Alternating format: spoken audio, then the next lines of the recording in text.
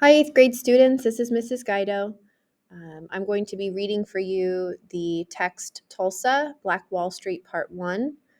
Before we start reading, please make sure that you answered the prompts for the image on page 1. And then, if you're ready, I will be reading this text for you. Good readers always set a purpose for reading, so let's look at the questions we need to answer first. I'll go to the question section. Question 1, what groups of people lived in Oklahoma after the Civil War? Question 2, why did many blacks settle in the Greenwood area of Tulsa? How did Greenwood get its name? Question 3, what types of businesses were created in Greenwood, or also known as Black Wall Street? How did many of these businesses get their start? Question 4, what important role did the local newspaper play? Question 5, what separated the Black and white Americans, the sections of the city? Question 6, the article says that money that was earned in Greenwood often stayed in Greenwood.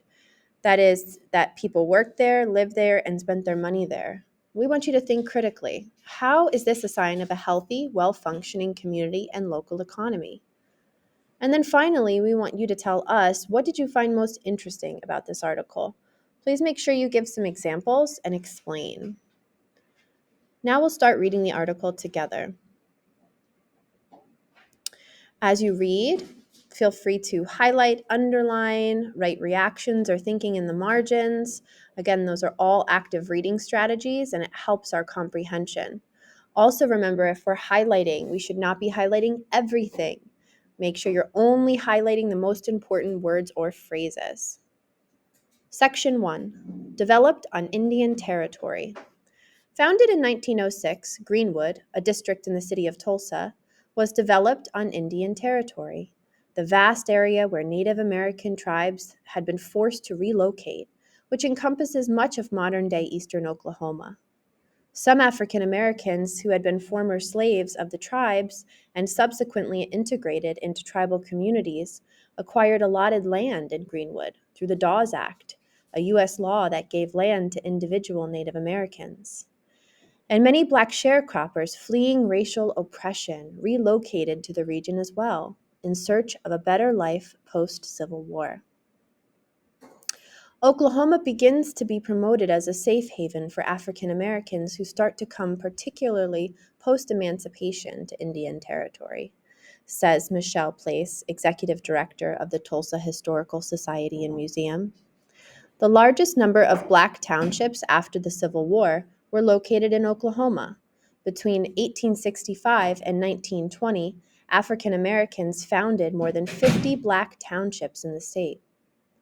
O.W. Gurley, a wealthy Black landowner, purchased 40 acres of land in Tulsa, naming it Greenwood after the town in Mississippi. And here's a picture of the intersection of Greenwood Avenue and Archer Street of Greenwood. The next section, built for Black people by Black people.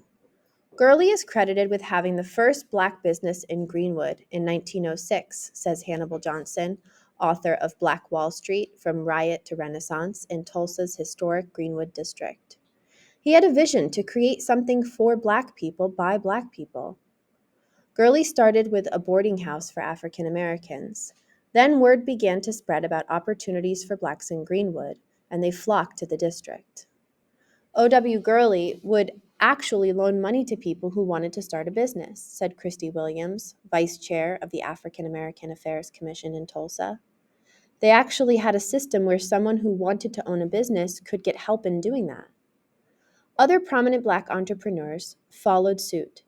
J.B. Stratford, born into slavery in Kentucky, later becoming a lawyer and activist, moved to Greenwood in 1898. He built a 55-room luxury hotel bearing his name, the largest Black-owned hotel in the country.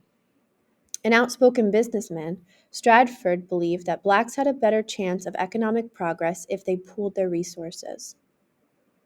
The next section, Greenwood became self-contained and self-reliant. H.A. Smitherman, a publisher whose family moved to Indian Territory in the 1890s, founded the Tulsa Star, a Black newspaper headquartered in Greenwood that became instrumental in establishing the district's socially conscious mindset. The newspaper regularly informed African Americans about their legal rights and any court rulings or legislation that were beneficial or harmful to their community. Demands for equal rights were an ongoing mission for Blacks in Tulsa, despite Jim Crow oppression. Greenwood itself had a railway track running through it that separated the Black and white populations. Consequently, Gurley and Stratford's vision of having a self-contained and self-reliant Black economy came to be not only by desire, but by logistics. As a practical matter, they had no choice as to where to locate their businesses, said Johnson. Tulsa was rigidly segregated, and Oklahoma became increasingly racist after statehood.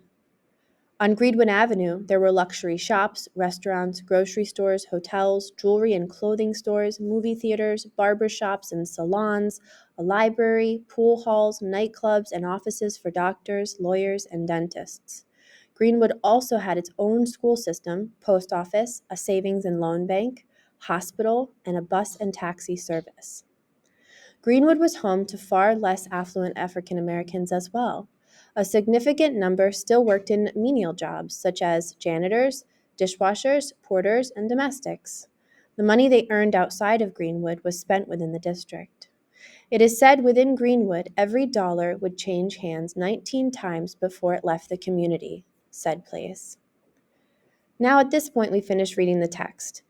You can begin to work on the answers to your questions.